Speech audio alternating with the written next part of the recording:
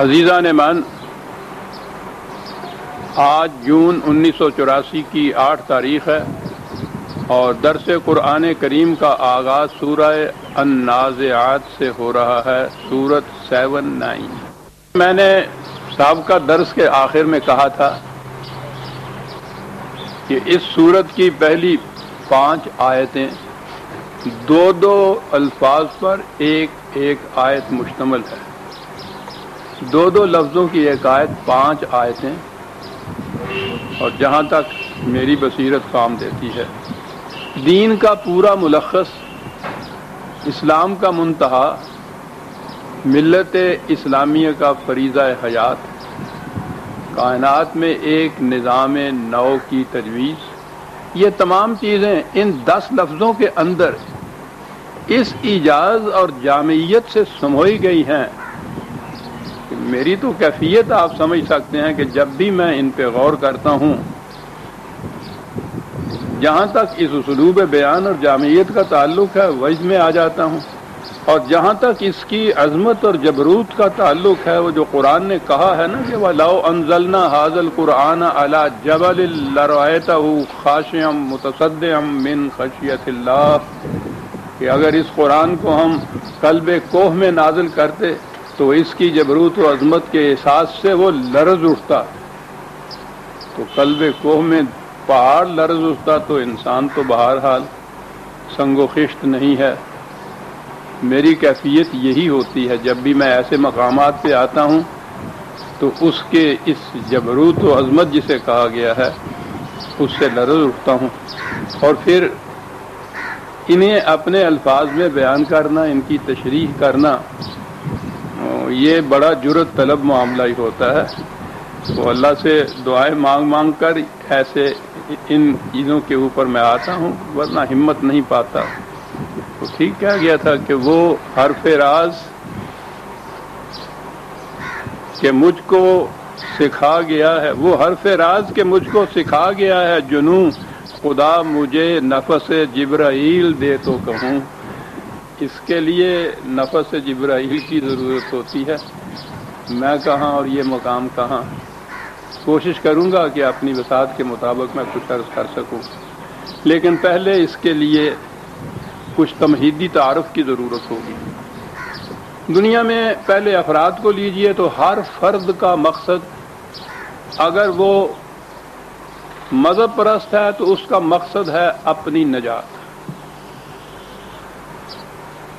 وہ اسی کی فکر میں غلطاں اور پیچاں رہتا ہے، کوشش کرتا ہے، صحیح کاوش کرتا ہے، مشقتیں کرتا ہے، ریاضتیں اٹھاتا ہے، اپنی نجات۔ اسے اس کی فکر نہیں ہوتی کہ ہمسایہ کی نجات بھی ہوتی ہے یا نہیں، اپنی نجات۔ دنیا دار ہے تو اس کے لیے اپنی زندگی، خوشحالی کی زندگی، فارغ البالی کی زندگی، کامیابی کی زندگی، اپنی زندگی۔ فرد سے اگر قوموں تک آپ جاتے ہیں تو وہ تو نظر آتا ہے کہ ہر قوم اپنے استحکام، اپنی توانائی، اپنے غلو اور اپنے غلبہ، اس کی فکر میں رہتی ہے، خواہ اس کے لیے اسے دوسری 10 قوموں کا خون بھی کیوں نہ نچوڑنا پڑے۔ قوم کا ہیرو وہ ہوتا ہے جسے پیٹریٹ کہتے ہیں، محب وطن۔ یہ محب وطن کیا ہوتا ہے؟ اپنی قوم کے مفاد کے لیے، اس کا سوال ہی نہیں کہ کس قوم کا گلا گھونٹ رہا ہے وہ۔ یہ بڑے بڑے مجسمے جو کھڑے ہوتے ہیں قوموں کے اندر، تاریخ میں جن کے نام وہ سنہری حروف سے لکھتے ہیں، وہ کون ہوتے ہیں؟ اپنی قوم کے لیے ہر قسم کی مفاد پرستیوں کا تغیر۔ مائی نیشن، مائی کنٹری، بلکہ مائی کنٹری، رائٹ اور رانگ، میرا وطن، میرا ملک، میری قوم، خواہ وہ غلط ہے خواہ صحیح ہے، مجھے اس کے لیے کچھ کرنا ہے۔ اور جتنا کوئی اس کے لیے ایسا کرے، اور لارڈ آرڈے تھا، اس نے یہ کہا تھا کہ جو کچھ ہم اپنی وطن یا قوم کے لیے، ملک کے لیے کرتے ہیں، اگر نجی طور پر اپنی ذات کے لیے کریں تو کتنے بڑے شیطان کہلائیں۔ شیطان تو پھر بھی کہلاتے ہیں، کہ الگ بات ہے کہ وہ قوم ان کو ہیرو بناتی ہے، ان کی پرستش کرتی ہے، اس کے مجسمے کھڑی کرتی ہے۔ کیا کیا انہوں نے؟ اپنی قوم کے غلوب، اپنی قوم کے غلبہ اور استیلاء، قوت و استحکام کے لیے پتہ نہیں کتنی قوموں اور کتنے انسانوں کا خون کیا، اس کی پرواہ نہیں ہے۔ اپنی قوم، یہ دنیا میں اس وقت جو یہ کشت و خون اور فساد انگیزیاں یہ سب ہو رہی ہیں، اس لیے کہ ہر قوم اپنے غلبہ اور تسلط اور استحکام کی فکر کرتی ہے، دوسری قوم کی اس کی فکر نہیں ہوتی۔ ہر قوم اپنے لیے جی رہی ہے۔ یہ تاریخ پوری چلی آ رہی ہے، اور آج ہمارے سامنے یہ واقعات ہماری آنکھوں کے سامنے ہیں۔ ہر فرد اپنی فکر میں، مذہب پرست ہے اپنی نجات، دنیا دار ہے اپنی کامیاب زندگی، اپنی سے مراد زیادہ سے زیادہ اپنے بال بچوں کی، اپنے خاندان کی زندگی۔ ذرا آگے بڑھے تو پھر قوم آئی، اور ہر قوم اپنے فروغ اور اپنی کامیابی کے لیے غلطاں اور پھیچا، اسے دوسری کی فکر نہیں ہے۔ تاریخ کے انہی ادوار میں ہمیں ایک اور قوم نظر آتی ہے، بالکل نرالا، سارے جہاں سے اس کو عرب کے معمار نے بنایا۔ نرالی قوم، ایک انوکھی قوم، نادر قوم، تاریخ میں استثناء رکھنے والی قوم۔ ابھی ہم نے کہا ہے کہ یہ جتنی قومیں تھیں، ہر قوم اپنے لیے، ہر ہیرو اپنی قوم کے لیے، اور ایک قوم پیدا کی گئی جس کے لیے کہا کہ کنتم خیر امۃ اخرجت للناس۔ کیا بات! تم وہ بہترین قوم ہو کہ جسے ہم نے انسانیت کی بھلائی کے لیے پیدا کیا۔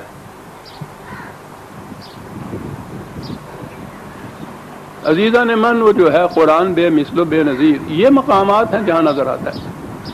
پہلے دن سے جب سے انسان کی شعور نے آنکھ کھولا اور تاریخ مرقوم ہوئی، آج تک کس تاریخ میں کسی مقام پہ یہ نظر نہیں آئے گا کسی قوم سے کہا گیا کہ تمہیں ہم نے پیدا کیا تاکہ تم نوع انسانی کی بھلائی کرو۔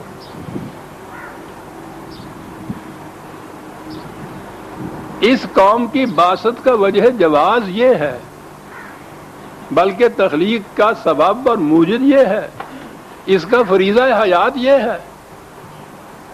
اخرجت للناس، عربی زبان میں یہ جو للناس کا لام ہے، یہ ہوتا ہے فائدے کے لیے۔ الناس کے فائدے کے لیے تمہیں پیدا کیا گیا ہے۔ تو اب یہ دیکھ لیجئے کہ کیا کہہ گیا قرآن یہاں۔ ایک نئی قوم پیدا کی دنیا میں، اور اس کا فریضہ حیات یہ بتایا للناس، نوع انسانی کی بھلائی کے لیے اس کو پیدا کیا گیا۔ اس کے رسول صلی اللہ علیہ وسلم کے متعلق کہا گیا کہ اس کا فریضہ یہ ہے، اس کی بعثت کا مقصد یہ ہے، یہ کیا کرے گا؟ وَيَضَعُ عَنْهُمْ إِصْرَهُمْ وَالْأَغْلَالَ الَّتِي كَانَتْ عَلَيْهِمْ، اور 7/157۔ یہ اس لیے بھیجا گیا ہے، اس کی بعثت کا، وہ جو پہلی آیت جو میں نے عرض کی ہے نا، وہ ہے 3/109۔ حوالے لکھتے ہیں، اگر آپ میں یہ سعادت ہے تو ضرور لکھتے جائیے، یہ بڑے اہم حوالے آئیں گے ان آیات کے اندر۔ یہ 7/157 کہ اس رسول کی بعثت کا مقصد یہ ہے کہ نوع انسانی جن زنجیروں میں جکڑی ہوئی ہے، یہ ان زنجیروں کو توڑے، اپنی نہیں، اپنی قوم کی نہیں، اپنے وطن کی نہیں، پوری انسانیت جن زنجیروں میں جکڑے ہوئے ہے، ان زنجیروں کو توڑے، ان کے سروں کے اوپر جتنی بڑی بڑی بوجھل سلیں رکھی ہوئی ہیں، ان سروں کو اتار پھینکے۔ نوع انسانی کی زنجیروں کو توڑنے والا، جن بوجھوں کے تلے وہ دب رہی ہے انسانیت، انہیں اتارنے والا، یہ ہے بعثت کا مقصود۔ نبی اکرم صلی اللہ علیہ وسلم کی بعثت کا ہی نہیں، رسالت کا مقصود یہ ہے، اور یہی مقصد رسالت رسول اللہ کے بعد وراثت میں آ جاتا ہے، اس امت کا فریضہ قرار پا جاتا ہے۔ یہ وہ امت، یہ رسول، اب ان کا دین جو ہے، حوالہ ہے 90/11 اور 11 سے آگے 3-4 آیتیں۔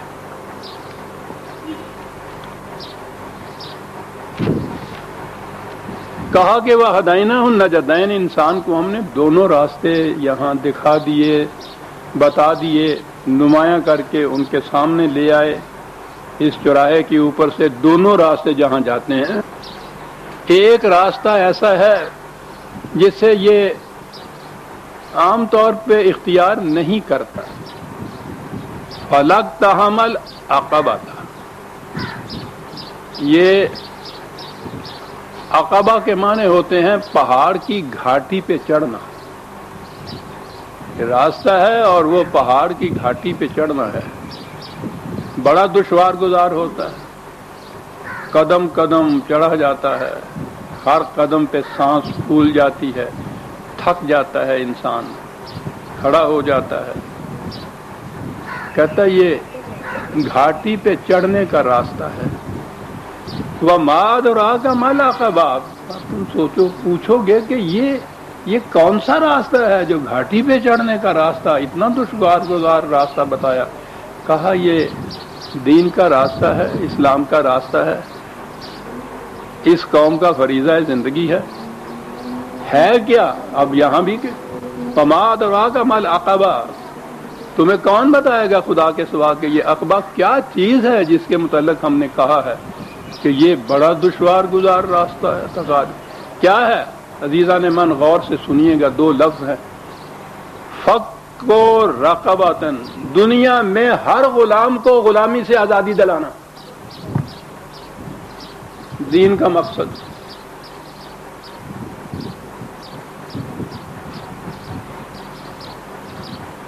کہا یہ ہے وہ صحیح راستہ دین کا جو ہم نے ان کو بتا دیا، اور ہے نا پہاڑ کی گھاٹی پہ چڑھنا دنیا میں، وہ تو لفظ کے اعتبار سے تو وہ گردن جکڑی ہوئی ہوتی ہے نا کسی کی زنجیروں میں، جس کو محکومی اور غلامی کہتے ہیں۔ یعنی قرآن تفصیل میں نہیں جاتا کہ تفصیل میں جانے کے لیے تو ایک جدا گانا کتاب لکھنی پڑے کہ غلامی اور محکومی ہوتی کیا ہے، سوال ہی نہیں ہے، وہ تو ایک لفظ میں ساری بات کہہ جاتا ہے۔ فَقُّ الرَّقَبَةِ، غلامی اور محکومی میں جو گردنیں جکڑی ہوئی ہوتی ہیں ان کو آزاد کرانا۔ اگلی 2-3 آیتیں اور بھی میں عرض کر دوں کہ یہ اس کی ابتدا کہاں سے ہوتی ہے، کس کس قسم کی غلامی ہوتی ہے۔ سب سے بڑی غلامی محتاجی کی ہوتی ہے، رزق کی محتاجی، ضروریات زندگی کی محتاجی۔ یہ محکومیت تو اس کے بعد پیچھے خود بخود چلی آتی ہے۔ یہ جتنے مستبد حاکم ہوتے ہیں وہ رزق کے سرچشموں کے اوپر اپنا کنٹرول رکھتے ہیں، ان کو اپنے قبضے میں لے لیتے ہیں، اور اس کے بعد پھر جب وہ روٹی کے ہاتھوں محتاج ہو جاتے ہیں تو پھر ہر قسم کی غلامی ان کے نصیب میں آ جاتی ہے۔ غلام ہوتا ہی محتاج ہے، جو کسی کا محتاج نہیں وہ غلام ہوتا ہی نہیں۔ یعنی وہ چھوٹی چھوٹی سی باتیں ہیں، کبھی کبھی وہی آ جاتی ہیں پنجابی میں ذہن میں، وہ ایسی کسی طرح دیتا کھانے ہیں، بڑی چیز ہے یہ کہ ہم اس کے تو بیل کیوں؟ یہ چیز ہے جہاں سے ابتدا ہوتی ہے محکومی اور غلامی کی، جہاں سے گردنوں میں زنجیریں ڈالی جاتی ہیں۔ کہا کہ ابتدا اس پروگرام کی ہوگی اور اطعام فی یوم ذی مسغبۃ، جب ضروریات زندگی کی کمی واقع ہو جائے، تو قحط واقع ہو جائے، تو اس میں پھر ایسی صورت پیدا کرنا کہ کوئی ان ضروریات سے محتاج نہ رہے۔ یہ دین جو گھاٹی ہے، پہاڑ کی گھاٹی چڑھنا جو دین کا بتایا، یہ ہے وہ راستہ دین کا۔ دنیا میں ہر شخص کو غلامی کی زنجیروں سے آزاد کرانا، پہلا قدم اس میں یہ ہے کہ یہ جو احتیاج ہے رزق کی، روٹی کی، اس کی ابتدا کی یہاں سے۔ کہا یہ اس قسم کے حالات میں ہر فرد کی ضروریات زندگی پورا کرنا یتیمن ذا مقربتن، کیا باتیں ہیں دو دو لفظوں کی ساتھ. وہ جو اپنے آپ کو بھری سوسائٹی میں، انسانیت میں، بھرے شہروں میں، پوری آبادی کے اندر بھی اپنے آپ کو تنہا محسوس کرے، اس کو تنہا محسوس نہ ہونے دینا. دین غور فرما رہے ہیں کہ یہ کیا چیز ہے. ذا مقرب، یہ نہیں کہ کسی صحرا میں ہے، کسی جنگل میں ہے، کسی سنسان وادی میں ہے جہاں کوئی انسان نہیں، وہاں تو بہرحال اسے تنہا ہونا ہی ہے. یہ تنہائی وہ نہیں ہے کہ جو غلامی کی تنہائی ہے. تنہائی تو یہ ہے کہ بھری محفل میں، پوری آبادی کے اندر تمام قریب ہوں انسان یہاں سے وہاں تک، اور پھر بھی وہ اپنے آپ کو تنہا محسوس کرے. عزیزان من، دور نہ جائیے، اپنے حالات پہ غور کیجئے اور کہیے کہ ہیں یتیم یا نہیں ہم اس معاشرے کے اندر. ہر فرد یتیم ہے ہم میں سے. جس پہ پڑتی ہے آ کے اسی کو بھگتنی پڑتی. یتیمن ذا مقبرۃ او مسکینن ذا متربۃ، اسے چھوڑیے کہ جو کچھ کام ہی نہیں کرنا تھا. کام کی کیفیت یہ ہے کہ صبح سے شام تک خاک آلود مٹی میں لتھڑا رہتا ہے بیچارہ، اس کے باوجود اس کے لیے حرکت کا سامان پیدا نہیں ہوتا. وہ کھڑا ہے ایک مقام کے اوپر، آگے نہیں چل سکتا. ہر مزدور ان حالات میں جس کی حالت یہ ہوتی ہے، پہلے سے جو اس نے وہ گارا اور مٹی ڈھونا شروع کیا، عام الفاظ میں بھی اینٹیں اٹھانی شروع کی ہیں، ساری عمر وہ بھی یہی کرتا چلا آتا ہے. یعنی ایک قدم آگے نہیں بڑھتا زندگی میں اس کا، وہیں چکر کاٹ رہا ہے صبح سے شام تک. یہی کیفیت ہے. مسکین ساکن ہو گیا ہے یہ. اور زندگی تو حرکت کا نام ہے. حیات ذوق سفر کے سوا کچھ اور نہیں. حرکت ہے تو زندگی ہے، وہ حرکت نہیں ہے یعنی عام طبی طور پہ بھی جو کہا جائے گا زندگی ماپی جاتی ہے حرکت سے. کوئی کیڑا مکوڑا کسی قسم کا کہیں یوں ہی چپ کر کے بیٹھا ہوا ہو یہ معلوم کرنے کے لیے کہ زندہ ہے یا مردہ ہے، ذرا سے چھیڑا جاتا ہے اس کو. وہ جو چھیڑا جاتا ہے اس کو، اگر تو اس میں وہ حرکت پیدا ہوتی ہے تو ہم کہتے ہیں زندہ ہے. اگر وہ ساکن رہتا ہے تو ہم کہتے ہیں کہ زندہ نہیں ہے. یہ تو قوم ہی عجیب تھی. سانپ اس طرح سے کنڈلی مار کے بیٹھا ہوا ہو اور پتہ نہ چلے کہ یہ زندہ ہے یا مردہ ہے، تو اس کے لیے یہ ہوتا ہے نا کہ ذرا دور سے تھوڑا سا چھیڑ کے دیکھیے. اگر وہ یوں حرکت کرتا ہے تو زندہ ہے. سانپ کو یہ عین حیان کہتے ہیں نا. حیات کا لفظ یہاں سے نکلا ہے. حیات اور حرکت دونوں لازم و ملزوم ہیں. جہاں زندگی جامد ہو جائے، فرد کی ہو یا قوم کی زندگی ہو، آگے نہ وہ بڑھے، حرکت نہ کرے، یہ ہے وہ غلامی کی زنجیر جس میں جکڑے ہوئے. مسکینن ذا متربۃ، کیا بات ہے ذا متربۃ کی. مٹی میں ملا ہوا صبح سے شام تک اس کی کیفیت یہ ہے. اتنی محنت کرنے کے باوجود وہیں کا وہیں کھڑا ہے، بلکہ پیچھے تو لوٹ جائے گا. آگے بڑھنے کی بات نہیں ہوگی. اب یہ آ گیا فق و رقبہ کا پہلا قدم. تو آپ نے غور فرمایا کہ دین کا منتہا مقصود ملخص ہے کیا؟ فق رقبہ. اب اس کی تفصیل میں نہیں قرآن جا رہا، اس کا ایک گوشہ صرف اس نے بتایا ہے کہ ابتدا ہوتی ہے اس رخوہ کی، اس گردن میں زنجیریں ڈالنے کی، اس محکومی اور غلامی کی، رزق کو جب دوسرے اپنے قبضے میں لے لیتے ہیں. یہاں سے ابتدا کی جائے گی اور یہ پھر پہلے قدم ہوں گے جو پہاڑ کی گھاٹی پہ چڑھنے کے لیے ہوں گے. یہ بتایا کہ تمہیں بتایا کہ یہ دین کیا ہے. یہ ہے دین. دین کی ابتدا یہاں ہوتی ہے فق رقبہ. قرآن کریم میں آپ دیکھیے یہ حکم تھا کہ دنیا میں جہاں کہیں کوئی محکوم اور غلام نظر آئے تمہارا فریضہ یہ ہے کہ اس کی غلامی کی زنجیروں کو توڑ کر اسے آزاد کر دو۔ کیا وہ قوم آزاد لوگوں کو غلام بنائے گی؟ اور اب آپ کی تاریخ، جس کو پھر آپ اسلام کی تاریخ کہہ رہے ہیں، عہد ملوکیت کی تاریخ، اس میں ایک ایک آپ کے سلطان کے گھر میں 3-3 ہزار غلام لونڈیاں موجود نظر آتی ہیں، اور اب تک یہ بحث چلی آ رہی ہے۔ آپ کو یاد ہوگا نا، یہ اس دور میں پھر وہ درمیان میں آنا پڑتا، کیا کیا جائے، بنتی نہیں ہے صابر ہمینا کہے بغیر۔ غلامی، لونڈیوں اور غلام کے خلاف آواز اٹھائی، بھیڑوں کے چھتا چھیڑ دیا ساتھ کہ یہ اسے خلاف اسلام کہہ رہا ہے۔ اندازہ لگائیے، کتاب موجود ہے ابو الاعلی مودودی مرحوم صاحب کی، غلام اور لونڈیوں کے مدافعت کیے چلے جا رہے ہیں۔ غلام اور لونڈیاں اسلام کا جز ہے وہ کہتے ہیں، کون اس کو ناجائز قرار دے رہا ہے؟ گالیاں تک دے دی انہوں نے۔ جرم کیا ہے اس میں لکھا ہے یہ کہ ان لوگوں کا اصل میں کہتے ہیں ان کا دماغ چل گیا ہے، اور اس کی نشانی یہ ہے کہ یہ صرف قرآن سے قانون لانا چاہتے ہیں۔ یہ دماغ چلا ہوا وہ ٹھیک ہے جی، غلامی کے جواز میں نہیں وجوب میں لازم ہو جاتا ہے۔ آپ کی پارلیمان میں ایک مولوی صاحب نے یہ کہا تھا نا کہ زیادہ نہیں تو ایک ایک لونڈی رکھنے کی تو اجازت دی جائے۔ آج اس دور کے اندر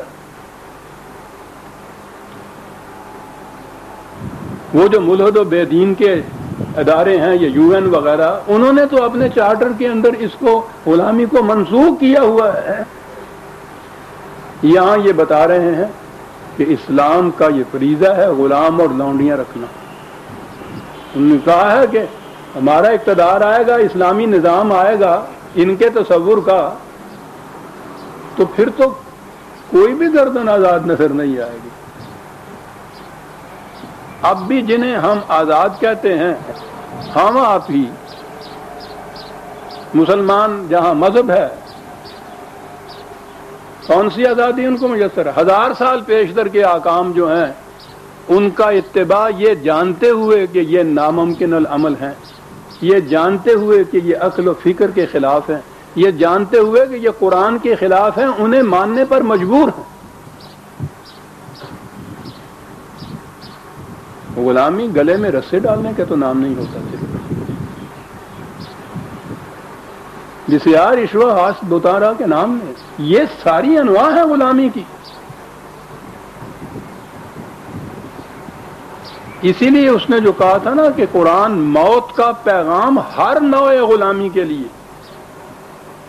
غلامی کی یہ انواع ہیں مختلف، بظاہر نظر نہیں آتا کہ یہ غلام ہے۔ غلامی یہ ہے کہ آپ کے لیے کوئی سے نہیں ہے، آپ کو کوئی اختیار اس میں نہیں ہے، اپنا اختیار نہیں، قرآن کو بھی آپ نہیں غور کر سکتے، اجازت ہی نہیں آپ۔ جتنے آپ کے ہاں کہ یہ وہ فقہ کے قانون جو لاز بن جاتے ہیں، ان قوانین کا اتباع جو ہے وہ مملکت کے قانون کی حیثیت سے لازم ہو جاتا ہے۔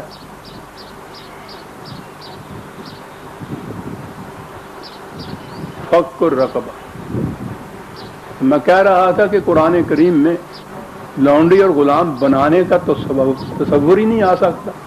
جو بنیاد فک رقبہ بنیاد قرار دیتا ہے دین کی، وہ یہ کہے گا کہ جاؤ دوسری قوموں کو جا کے غلام بناؤ اور ان کی عورتوں کو لونڈیاں بنا کے گھر میں رکھے۔ جو اس زمانے میں عربوں کے معاشرے کے اندر یہ تھے غلام اور لونڈیاں، اور اس زمانے میں ساری دنیا میں تھی، ان کے ہاں بھی تھی۔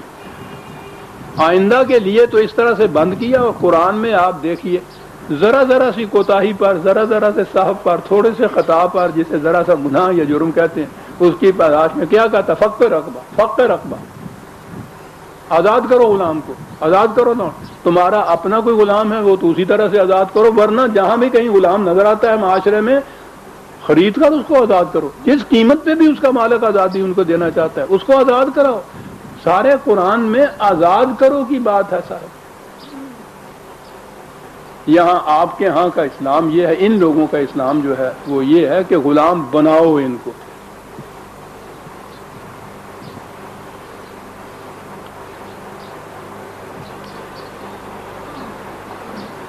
ابتدا اس سے ہو گئی کہ فق رقبہ ہے اسلام کا پہلا قدم. یہی ہے ملخص. نو انسانی کو ہر غلامی سے آزادی دلانا، یہ دین کا ملخص اور یہ امت کا فریضہ. اب آپ نے دیکھا کہ یہ کس طرح تاریخ میں ایک بالکل انوکھا واقعہ ہوا. ساری تاریخ میں، اقوام کی تاریخ، زیادہ سے زیادہ یہ کہ ہر قوم اپنے آپ کو آزاد کرا دے دوسروں کی غلامی سے. منتہا یہی تھا نا. تاریخ پاکستان کے دوران یہ ہمارے ہاں کے نیشنلسٹ علماء حضرات نے جو مخالفت کی تھی، دارالعلوم دیوبند کے شیخ الحدیث مولانا حسین احمد مدنی مرحوم بیش پیش تھے. اقبال کے ساتھ ان کی جو بحث ہے وہ دیکھنے کے قابل ہے، وہ عجیب چیز ہے. انہوں نے کہا یہ تھا کہ جب یہاں یعنی ہندوؤں کا مقصد بھی انگریزوں کو نکال کے ان کی غلامی سے آزادی حاصل کرنا ہے، اور آپ بھی یہی کہتے ہیں کہ انگریزوں کی غلامی سے آزادی حاصل کرنا ہے، تو پھر آپ الگ کیوں یہ تگ و تاز کر رہے ہیں؟ ان کے ساتھ کیوں نہیں ملتے کانگریس والوں کے ساتھ جیسے ہم ملے ہوئے ہیں؟ تو اس کا جواب اس بالغ نظر قرآنی انسان نے، مومن نے دیا تھا کہ یہ ٹھیک ہے، انگریزوں کی غلامی یا کسی دوسرے کی غلامی سے آزادی یہ اول قدم ہے. تمہارے نزدیک یہ مقصود بالذات ہے، ہمارے نزدیک ایک بلند مقصد کے حاصل کرنے کے لیے قدم اول ہے. ہمارے ہاں انگریز کی غلامی سے چھٹکارا حاصل کرنے کے بعد، اس کے بعد کسی انسان کی غلامی نہیں ہوگی جس مقصود کو ہم چاہتے ہیں. یہ ہے فرق تمہارا اور ہمارا.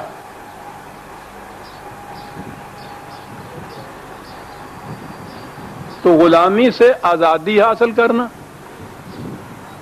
اور پھر یہ نہیں کہ خود آزاد ہو، خود ہی آزاد ہونا. اگلی بات فقر رقبہ، آزاد کرانا دوسروں. جتنی کشمکش پیچھے سے چلی آ رہی تھی ان صورتوں میں، ان آیات کے اندر، وہ یہ جو قوم اول، امت اول تھی، محمد رسول اللہ صلی اللہ علیہ وسلم والذین معہ رضی اللہ تعالیٰ عنہ، انہوں نے غلامی اور محکومی سے آزادی حاصل کرنی تھی. یہ کشمکش اس کے لیے تھی. وہ جو شیطان راستے میں ہنڈرنسز پیدا کرتا تھا، رکاوٹیں ڈالتا تھا، ان رکاوٹوں کو ریموو کرتے چلے جانا.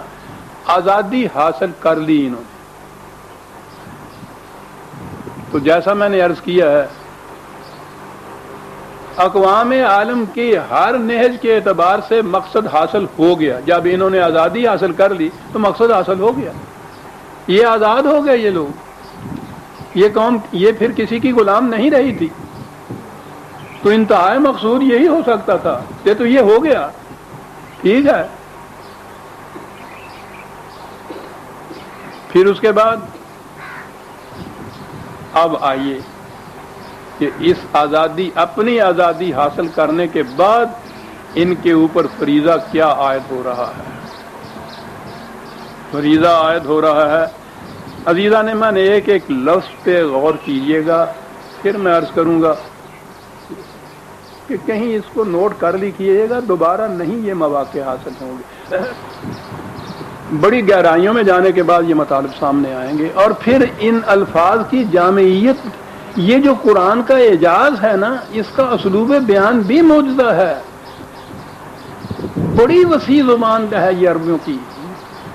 مرادفات جسے کہتے ہیں، سننم جس میں کہتے ہیں، ایک ایک کے لیے ہزاروں کی تعداد میں ہے ان کے. ان میں سے ایک چیز کو چننا ہے، اور پھر دیکھیے کہ اس انتخاب میں ان الفاظ کے، اور پھر عربوں کے ہاں ان الفاظ کے مفہوم اور معانی میں کتنی وسعتیں، کتنی گہرائیاں ہیں. بات یہ کہنی ہے کہ اب ان کا فریضہ یہ ہے کہ یہ جو محکوم اور غلام قومیں ہیں ان کو ان غلامی اور محکومی سے نکال کے ان کو بھی آزادی کی سطح پہ لے آئیں. خود آزاد ہونے کے بعد مقصد حیات مکمل نہیں ہو گیا، بات شروع ہوئی یہاں سے. پہلے 2 لفظ کے یہ قوم جو اب پیدا ہوئی ہے، کیا ہے یہ قوم؟ وَالنَّازِعَاتِ غَرْقًا. اللہ اکبر.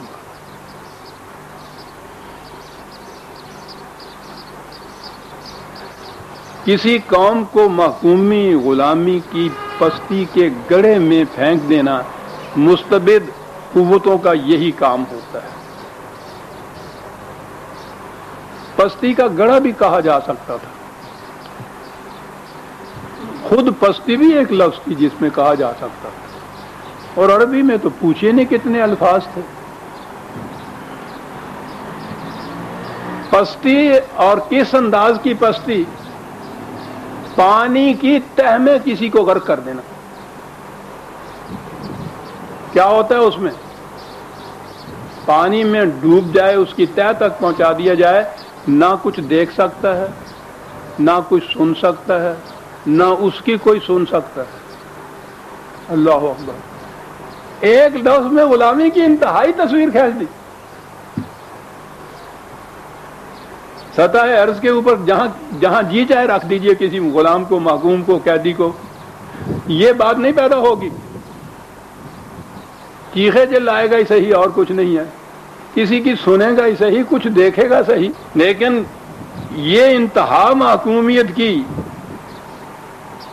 کہ احساس کے ہر دروازے کے اوپر مہر لگا دیتا ہے مستبد حاکم. وہ اپنی آنکھ سے دیکھ نہیں سکتا، اپنے کانوں سے سن نہیں سکتا، اپنی زبان سے کچھ کہہ نہیں سکتا. زبان اپنی ہے، بات ان کی. چراغ میرا ہے، رات ان کی. اللہ اکبر. غرقاً. معلوم نہیں آپ احباب کے دل میں بھی وہ کیا پیدا ہوتا ہے نا، میری تو کیفیت ہی اور ہو جاتی ہے.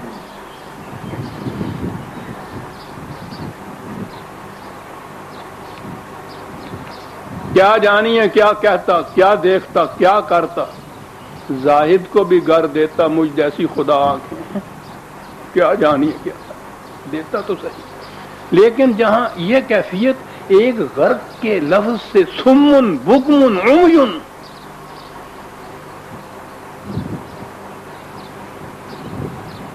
حکمراں کی قاہری یہ کرتی ہے محکوم کے ساتھ. اب جسے اس طرح سے پانی کی تہ میں ڈبو دیا ہو کہ وہاں وہ نہ کسی کی سن سکے، نہ کسی کو کچھ سنا سکے، نہ کچھ دیکھ سکے، وہاں اس پستی سے، اس گڑھے سے وہاں سے نکالنا ہے. اب دیکھیے اس نکالنے کے لیے کیا کرنا پڑتا ہے. ایک تو خود یہ حکمران اور حاکم جن کے یہ محکوم اور غلام اور قیدی ہیں، ایک تو ان کا استبداد ہوگا کہ یہی نہیں نکالنے دیں گے ان کو. سب سے مزاحمت تو ان کی ہوگی نا، نکال نہیں دیں گے. اس سے بھی زیادہ مشکل ہو رہی ہے کہ یہ غلام اور محکوم بھی خوئے غلامی میں جب پختہ ہو جاتا ہے تو وہ بھی نہیں نکلنا چاہتا. نئے تیر کماں میں ہے نہ صیاد کمی میں، گوشے میں قفس کر مجھے آرام بہت ہے. اس پرندے کو آپ آزاد کر ہی نہیں سکتے.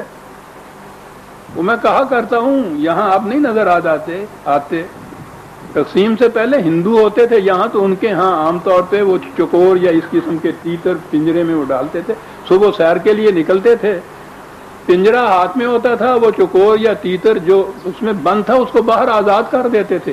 پیچھے پیچھے ہوتا تھا. وہ جاتے تھے جنگل میں، جنگل کے آزاد پرندے انہی جیسے ان کو آوازیں دے رہے ہوتے تھے کہ تمہیں کیا ہو رہا ہے، کہاں جا رہے ہو، یہ ہے تمہارا مقام، دیکھو تو صحیح ہم کہاں جا رہا ہے. یہ سنتے تھے اور اس پنجرے کے پیچھے پیچھے بھاگتے تھے. کھڑا ہوتا تھا تو پنجرے کے اوپر بیٹھ چڑھ جاتے تھے، چونچوں سے مار مار کے اس کے دروازے کو کھولتے تھے. آزاد پر بھی موجود ہیں، آزاد بھی ہیں، دوسرے آزاد پرندوں کو ان کی آوازیں سن رہے ہیں، کیفیت یہ ہے کہ اس پنجرے کے پیچھے چلے جاتے ہیں۔ جب ایسی حالت ہو جاتی ہے غلام کی، محکوم کی، وہ کہا اقبال نے کہ خواجگی میں کوئی مشکل نہیں رہتی باقی، پختہ ہو جاتے ہیں جب ہوئے غلامی میں غلام۔ پھر تو سید خود صیاد رہا گوئے بگیر، خود شکاری جان پرندہ جو ہے وہ کھڑا ہو کے کہتا ہے شکاری کو کہ آپ مجھے پکڑ دے۔ پختہ ہو جاتے ہیں جب ہوئے غلامی میں غلام۔ اگلے لفظ پر آنے سے پیشتر میں یہ ساری تمہید، یہ مفہوم سمجھ میں جا آئے گا جب یہ ذہن میں آ جائے کہ یہ ایک تو وہ جو محکوم غرق ہوا ہے پانی کے اندر، اس کی کیفیت کیا ہے، آواز باقی نہیں ہے، سوچنے سمجھنے کے دروازے بند ہو چکے ہوئے ہیں سب۔ پھر اگلی چیز یہ ہے کہ یہ جو جن کے یہ غلام محکوم ہیں، ایک تو ان کا استبداد اور دباؤ ہر قسم کی تدبیر وہ کرتا ہے کہ یہ آزاد نہ ہونے پائیں، کوئی ان کو آزاد نہ کرنے پائے ان کی اور اگر ان کا مقابلہ کر بھی لیا آزاد کرانے والوں نے تو خود ان کی ہوئے غلامی، یہ نکلنا ہی نہیں چاہتے وہاں سے۔ اب کہیے کہ اس قسم کا جو ڈوبا ہوا ہو اس کو نکالنا ہے، کیا لفظ ہے؟ نازعات، کسی کو بالوں سے پکڑ کے گھسیٹ کے اوپر لے کے چلے آتے تمہاری ایسی کی تیسی نازعات، کیا الفاظ ہیں۔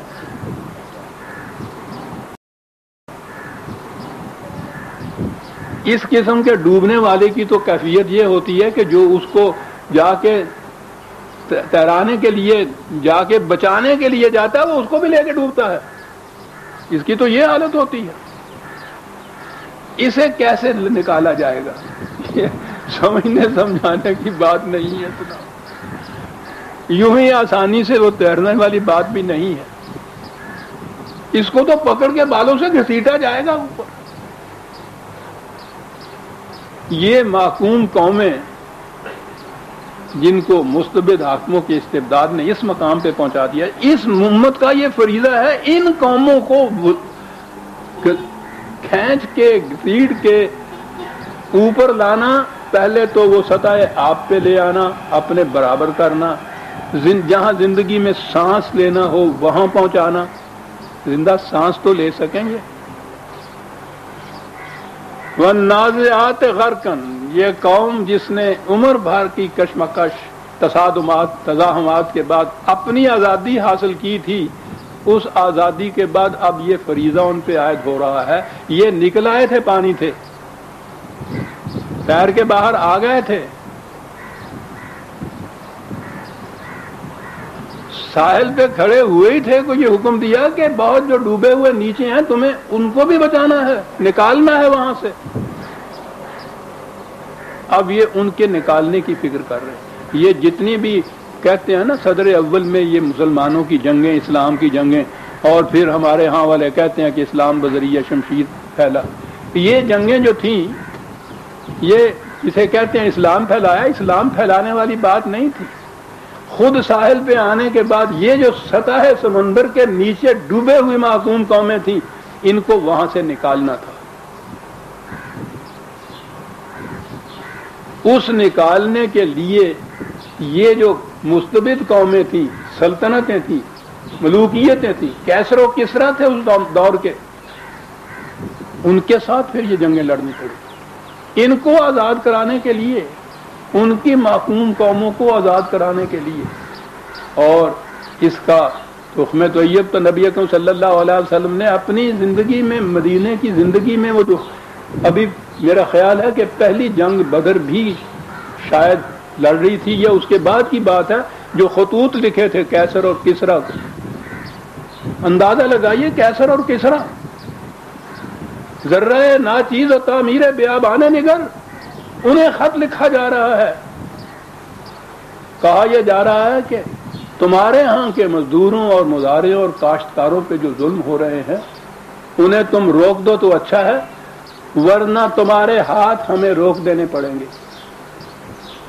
عرب کا ایک یتیم ابھی اپنی مملکت بھی قائم نہیں ہوئی، وہ انہیں یہ لکھ رہا. اس کو پتا تھا کہ اپنی آزادی تو اب بہت قریب ہے، حاصل قریباً ہو ہی چکی ہوئی ہے، اس سے ہمارا مقصد تکمیل تک نہیں پہنچ رہا، مقصد تو آگے شروع ہونا ہے. دائیں بائیں یہی دو سلطنتیں، یہی دو تہذیبیں، بلکہ دنیا میں سب سے بڑی تہذیبیں اور مملکتیں یہی تھی، انہیں یہ چٹھی لکھی جا رہی ہے. پھر وہاں کی غلام قومیں، محکوم قومیں، وہ غلامی سے نکلنا نہیں چاہتی. ایک ان کا مقابلہ، ایک ان ڈوبے ہوئوں کو بالوں سے پکڑ کے کھینچ کے باہر لا رہے. کیا نقشہ ہے ایسا! والنازعات غرقا، وہاں سے نکال کے لے آئے اوپر.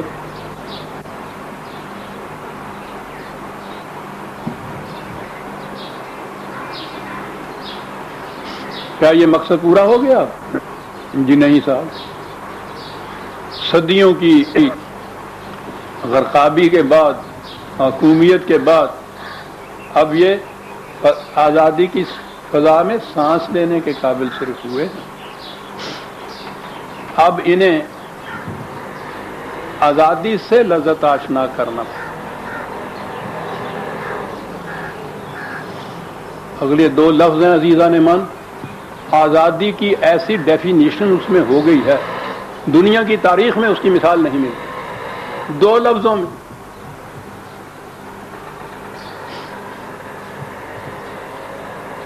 ایک تو آزادی وہ ہوتی ہے جسے وہ مادر پدر آزادی کہتے ہیں. یہ جتنی قومیں دنیا میں جنہوں نے اپنے اوپر کوئی اور پابندیاں عائد نہیں کر رکھی ہیں وہ آزاد ہیں نا. جو جی چاہے فیصلے کریں، جس کا جی چاہے گلا کاٹ لیں، جس کو جی چاہے لوٹ لیں، اپنی قوم کے مفاد کی خاطر یہ کچھ کرتے رہیں. کوئی پابندی کسی قسم کی نہیں. آزادی اسی کا نام ہے. لیکن ایک اور بھی آزادی،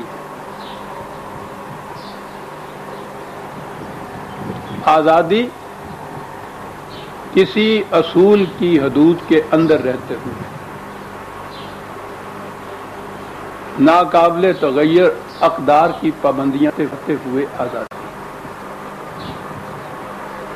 اب دیکھیے سمجھایا کیسے جا رہا ہے. یہ آسمان کے تارے جو جنہیں ہم کہتے ہیں، ان میں کچھ تو ستارے ہوتے ہیں. زمین جنبد نہ جنبد گل محمد جسے کہتے ہیں، وہ قطب تارا ہوتا ہے نا، اپنی جگہ سے ہلتے نہیں ہیں، وہ اپنے مقام کے اوپر کھڑے ہوتے ہیں. وہیں وہ گھومتے ہیں لیکن وہ آنے جانے کی حرکت نہیں ان میں ہوتی. انہیں ستارے ہمارے ہاں کہتے ہیں. اور ایک سیارے ہوتے ہیں، وہ پھر حرکت کر کے چلتے بھی ہیں.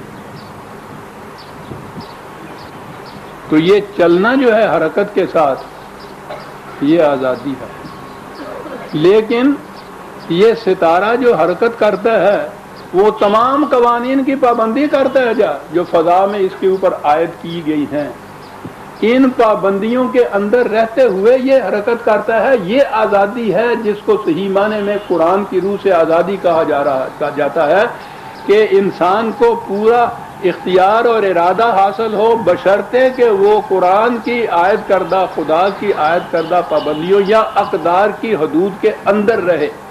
اب اس کے لیے سمجھایا گیا ہے اس ستارے سے جو آزاد ہوتا ہے نقل و حرکت میں، لیکن پابند ہوتا ہے ان قوانین کا جو خدا کی طرف سے اس پہ عائد کیے گئے ہیں. اس کو کہتے ہیں نشاط، اس کو کہتے ہیں خوشی. خوشی کیا خوشی ہے؟ پوری آزادی اقدار کی پابندیوں کے ساتھ، اس کا نام ہے نشاط.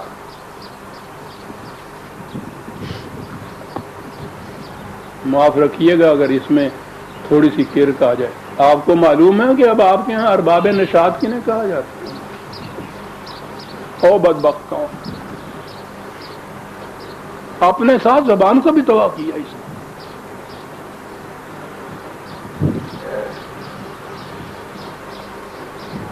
تو شمشیر و ثنا اول اور طاؤس و رباب آخر. نشاط یہ تھا. عزیزان من، آزادی کی ایسی ڈیفینیشن کہیں نہیں مل سکتی. بہرحال آپ کے اس گناہگار نے بھی کچھ مطالعہ تو کیا ہی ہوا نا ان میدانوں کا، عمر گزر گئی اس کے اندر، کہیں یہ نہیں ملتی۔ اور یہ نشاط یا سرور یا صحیح خوشی جو ہے، مسرت جو ہے، اس کی یہ ڈیفینیشن کہیں نہیں ملتی کہ آزادی ہو کسی پابندی کے ساتھ، اور ان اقدار کی پابندی خود اپنے اوپر عائد کی ہو، کسی اور نے عائد نہ کی ہو۔ اقدار تو وہ ہوں، پابندی یہ خود عائد کرے، ان کے اندر رہتے ہوئے کامل آزادی حاصل ہو، اسے آزادی کہا ہے۔ اور اس قسم کی آزادی حاصل ہو جانے کا نام نشاط یا مسرت یا خوشی یا سرور یا کیف ہے۔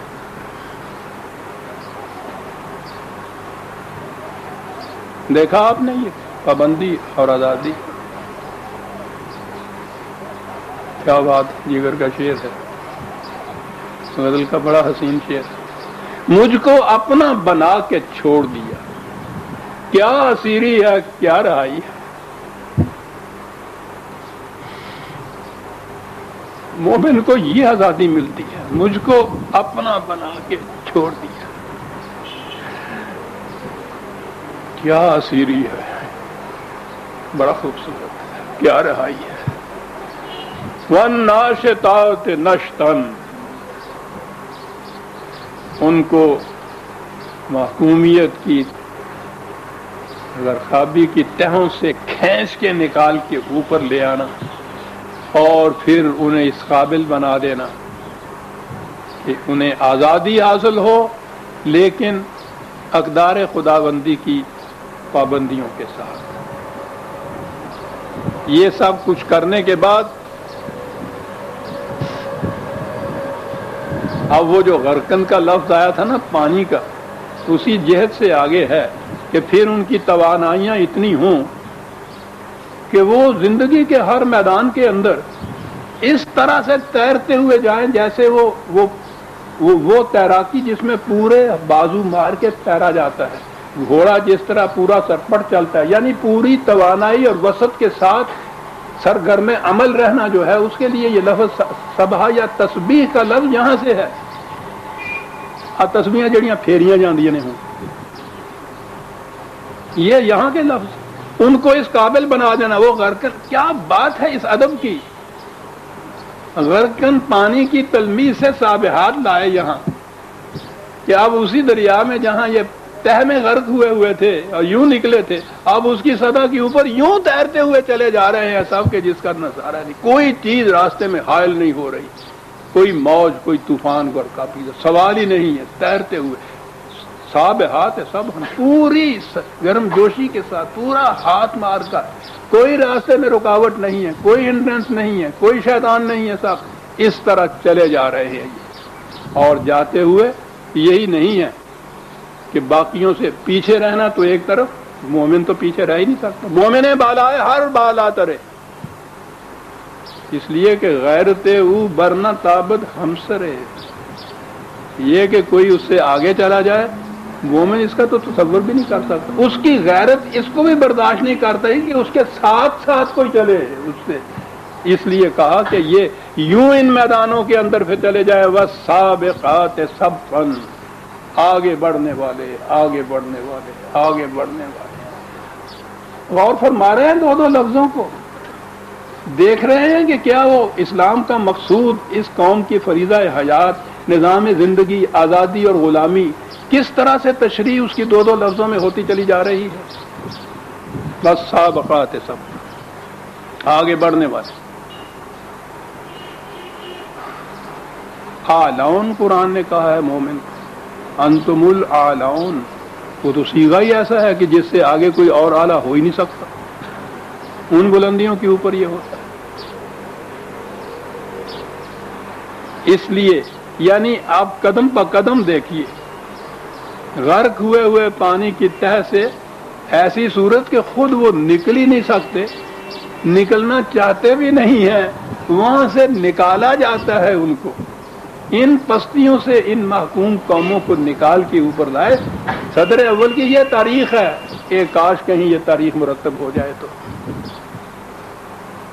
یہ خود ہی تیر کے باہر نہیں آئے تھے، انہوں نے ان ڈوبے ہوئوں کو بھی تیرایا تھا، باہر لائے تھے کھینچ کے ان قوموں کو، صدر اول کی ہمارے ہاں کی جو تگوتاز ہے صدر اول کے عساکر کی بھی، فوجوں کی بھی، اس جماعت کی بھی، وہ اس مقصد کے لیے تھی، لائے تھے نکال کے۔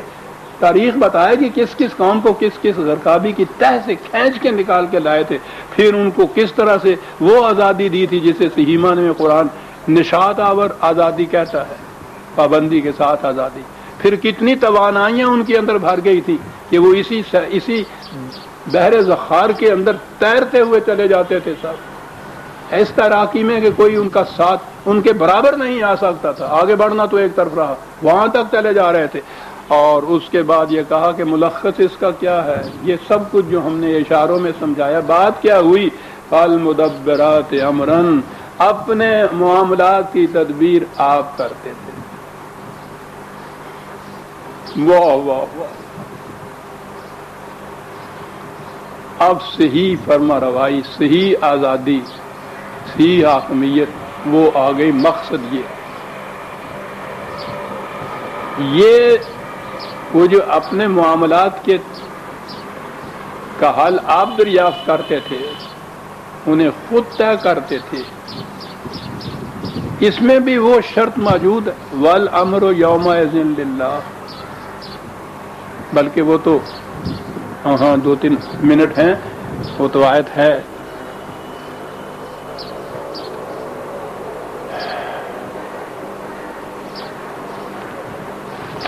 والامر یومئذ للہ، غالباً 82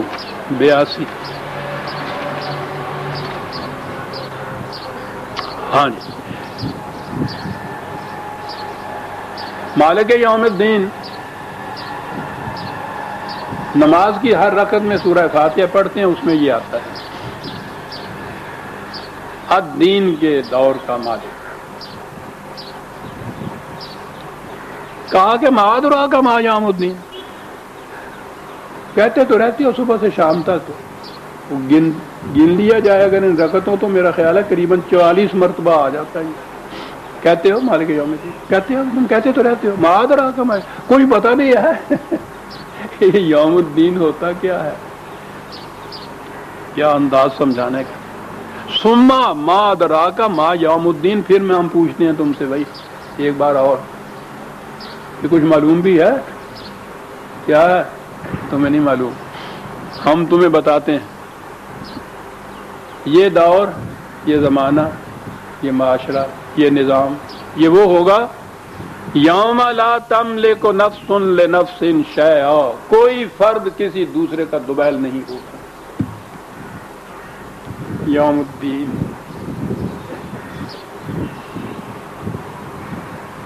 تو کیا انارکی ہوگی پھر، جو کسی کا جی چاہے کر۔ وہ آزادی کا اعلان ہونے کے بعد وہ مشہور ہے نا کہ پھر وہ ایک بڑھیا اس سڑک کو وہاں سے پار کر رہی تھی جہاں انہوں نے کہا تھا ٹریفک نے نہ پار کرنا، انہوں نے کہا کہ یہاں سے تم پار کر رہی ہو سڑک کو، اس نے کہا کہ آج آزادی کا اعلان ہوا ہے، آزادی ہے۔ اتنے میں ایک سائیکل والا آیا، اس نے 2 ٹکر ماری اس کے اندر، وہ چلائی گئی ہے کیا؟ اس نے کہا آزادی ہے۔ یہ آزادی نہیں جس میں کوئی کسی کا دوبیل نہ ہوگا۔ اور آگے شرط ہے والامر یومئذ للہ، تمام امور کے فیصلے خدا کی اقدار کے مطابق ہوں گے۔ یہ یوم الدین، انسان نہیں اس میں آئے، کوئی انسان کسی انسان کا وہاں محکوم و محتاج نہیں ہوگا، تمام امور کے فیصلے اس کے تابع ہوں گے۔ اور یہاں جو کہا فالمدبرات امرن، وہ اپنے معاملات کی تدبیریں خود کریں گے۔ مشروط ہوگی یہ چیز کہ ہر معاملے کا فیصلہ خدا کے فیصلے کے مطابق ہو۔